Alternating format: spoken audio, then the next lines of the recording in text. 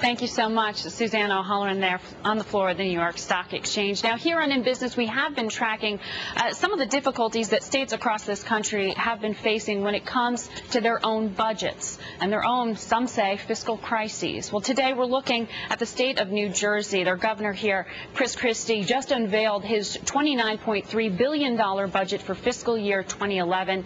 It calls for major cuts in school aid, letting go of over 1,000 workers, and skipping New Jersey's pension contribution, all with the intended consequence of closing the gap there in your budget and cutting back on a sizable deficit. Now, I want to ask you, Governor, thank you first for coming in studio today. No one likes deficits of this size. The global markets have been battling with the consequences of them, certainly. But the way that you are making some of these cuts here is causing some concern that they're coming at great social cost rather than at a tax increase. Now, why are you doing it this way? This is why. New Jersey already has the highest marginal income tax rate in America. Of course. We already have the second highest sales tax, sixth highest corporate business tax, and the highest property taxes in America. So I think we've maxed ourselves out on the revenue side. I'm just simply not going to make New Jersey even less competitive than it is already. If we want to have economic growth and put our people back to work, we have 9.9% unemployment above the national average. So with a $10.7 billion deficit, it was time to scale back the size of government, not just at the state level, but also at the local and school board level as well. That's what this budget is setting the stage for. Now, you've cut, as we cited there, 1,300 jobs. You've said that you would like to be able to control more, pull back a little bit more. Are you going to be privatizing some positions there? Some of that will be as a result of privatization. Some of it will be pure layoffs. It's going to depend on what report I get back from my privatization advisory board, which I appointed this past week, and will report to me by May 31st. But that's what's going to happen, either through privatization or through layoffs, probably a combination of the two. Now, you talked about New Jersey having very high property taxes, highest in the country. When you were campaigning, though, you were talking about a property tax rebate. You've been in office now a short amount of time, a lot on your plate, but to go back on that promise already has caused some criticism. It's going to be tough for you here. Now, what made you have this change of heart? I mean, did you get in office and see that things were far worse than when you were on the campaign trail? $3 billion worse.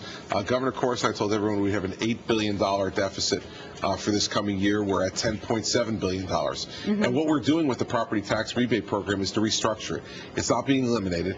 We're going to take away sending checks. We had to, issue revenue anticipation notes. You're suspending it until May of 2011. Until May, and it's going to be a direct credit on property tax bills come May. The millionaire's tax, the tax as it's been billed, right? Yeah. Over $400,000 in income. $400,000. Right. There are some, though, who would say these costs, these cuts to social programs are hurting the lower income tax bracket when the higher income tax bracket, you know the argument, could afford that a little bit more. Are you going to be rolling that out, extending it? No. Absolutely not. And by the way, the Democrats have the opportunity to do that. Even though you say things are worse than when you were campaigning. They are. But you know what? The top 1% of taxpayers in New Jersey pay 40% of the income tax. In addition, we've got a situation where that tax applies to small businesses.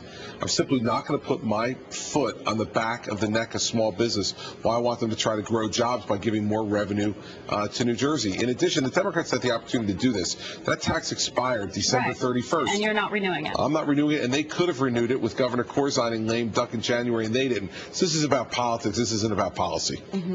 Now, you were going through how tough it is to stomach tax increases. Let me talk a little bit about the salaries and the pensions and the benefit plans in your state. Now, we have some graphics here laying out, as we've looked across the country, a Bureau of Labor Statistics now says that often in the private sector, benefits, payout plans are actually less than some state employees. Not what you would expect. Hourly wage is actually like $6 higher on average per hour. That's not including benefit costs there.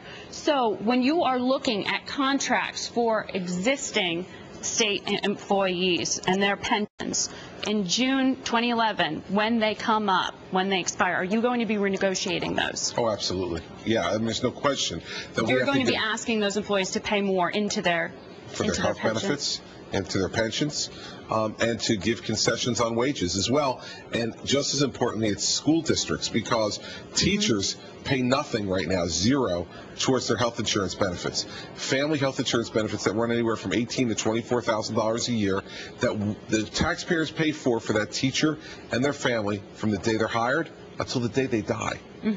Fully paid medical benefits. So the teachers union can be expecting that in 2011, June 2011? Well, the teachers union can be expecting that coming now in this budget, that we are going to be trying to force that to happen, because we simply can't afford this level of benefit anymore, and your statistics show it.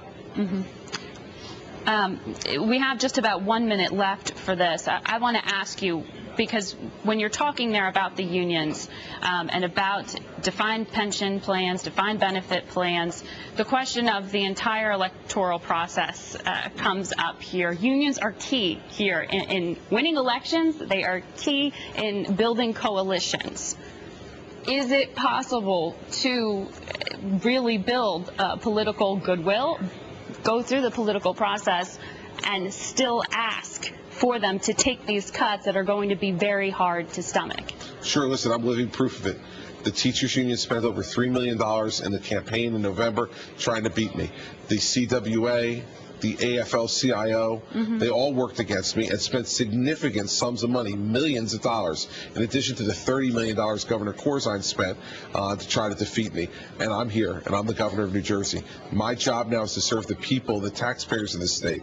Quickly, because we have to go, are you going to opt out of health care if it becomes federal law? Let's see what the law is first, then I'll make that decision. You're not ruling it out, though? I'm not ruling anything in or out. All right. Thank you so much, Governor Christie, for coming in to talk to us about this budget today. Appreciate it. Thanks. All right. Stay with us right here on In Business. Much more ahead. Fresh headlines from General Motors. We'll bring them to you in about 2 minutes.